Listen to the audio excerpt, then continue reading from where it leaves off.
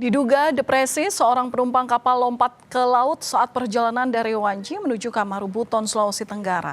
Sempat terombang-ambing di lautan, penumpang berhasil diselamatkan.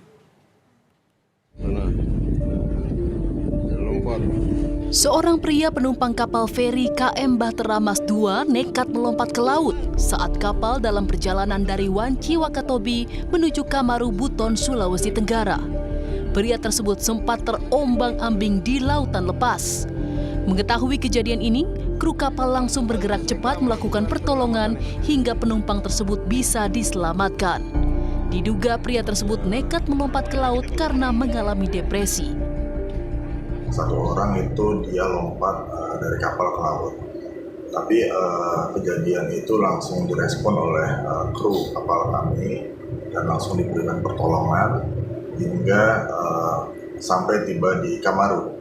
Sepertinya lagi ada masalah, jadi ada sedikit mungkin tanda kutip untuknya mungkin lagi ada permasalahan di keluarga ya, seperti itu.